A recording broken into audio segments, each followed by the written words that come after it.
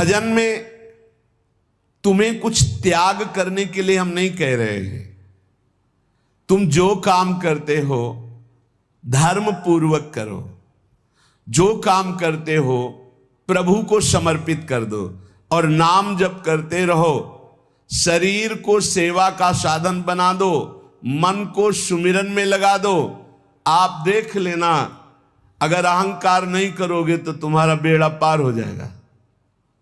शरीर को सेवा में लगा दो, जो कर्म करते हो धर्म पूर्वक करो, उनको प्रभु को समर्पित कर दो और नाम जप करो। और अहंकार नहीं करोगे तो बहुत जल्दी तुम ज्ञान को प्राप्त हो जाओगे। तुम्हारे हृदय में ज्ञान प्रकाश हो जाएगा तो अहंकार नष्ट हो जाएगा। अहंकार नष्ट होते ही भगवत तत्व का बोध हो जाता है। देखो, तुम्हें कहीं भागने की जरूरत नहीं है। मन की दिशा जो भोगों की तरफ है उसे मोड़ करके प्रभु की तरफ लगानी है। तुम्हें जो ही प्रभु की तरफ अपने मन को, अपने मुख को मोड़ा तो बिना साधन किए करोड़ों जन्मों के पाप नष्ट हो जाते हैं।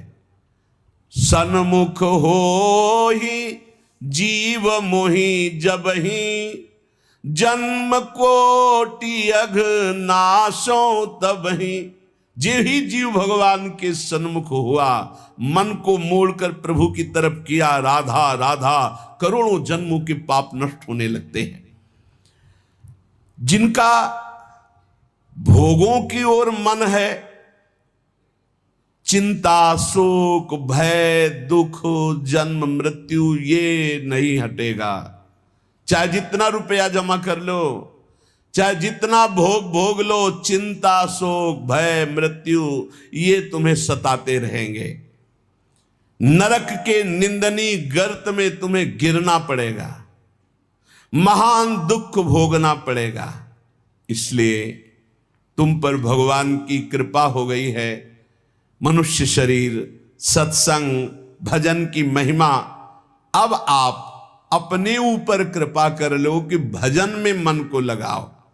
विश्वास करो, अपने को जो भजन में लगाता है मानो पग पग पर अपनी सुरक्षा कर रहा है, पग पग पर अपने को सुख की तरफ ले जा रहा है।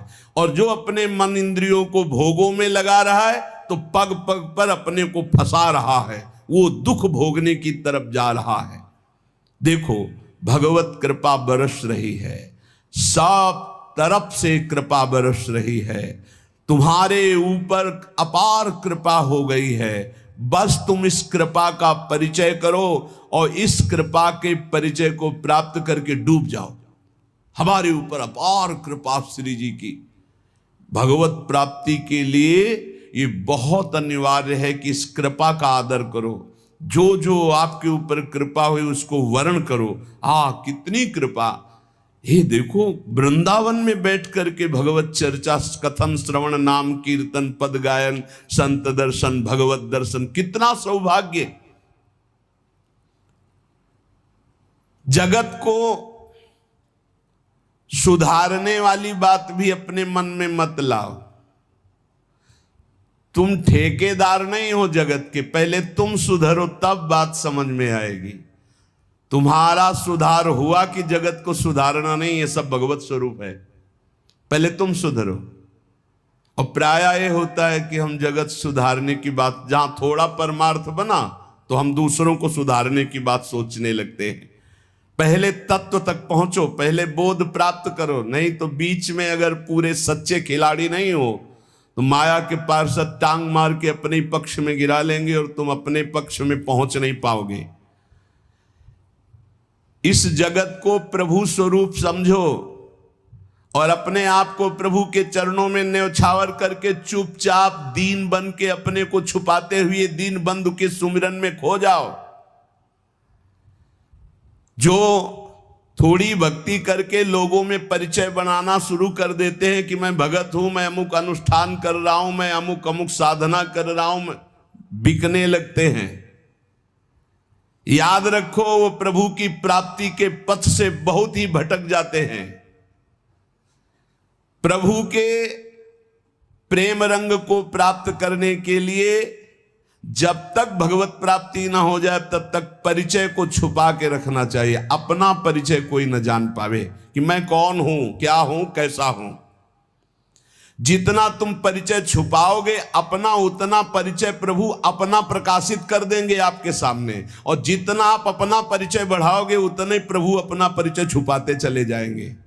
सिद्धांत को समझ लो। जितना आपका परिचय छुपेगा उतना ही आप अपना परिचय प्रकाशित कर देंगे, और जितना आप अपना परिचय प्रकाशित करेंगे उतना ही आप अपना परिचय छुपा लेंगे। प्रभु याद रखो, तुम्हारे ऊपर कृपा निरंतर बरस रही है। कृपा चारों तरफ से घेरे हुए है। कोई क्षण भी ऐसा ना जाए जिसमें तुम कृपा सिंधु प्रभु का विस्मरण कर दो। स्मरण परायण रहे, एक भी क्षण स्मरण के बिना ना जाए। कोई भी क्षण ऐसा नहीं जिसमें तुम विस्मरण करो। सावधान, तुम्हारे ऊपर अपार कृपा है, इसी जन्म में भगवत प्राप्ति कर लो। हम 40 वर्ष की स्मृति को देख करके कह रहे हैं, क्योंकि खास स्मृति जो जागृत हुई इसमें बड़ा परिवर्तन, 40 वर्ष में बड़ा परिवर्तन। आगे अगले जन्म में क्या हमको भजन करने के लिए अवसर मिलेगा पता नहीं, कितना विघ्न आ जाएगा। इसलिए तुम वंचित न रह जाओ भगवत प्राप्ति से, नहीं तो बहुत दुख भोगना पड़ेगा।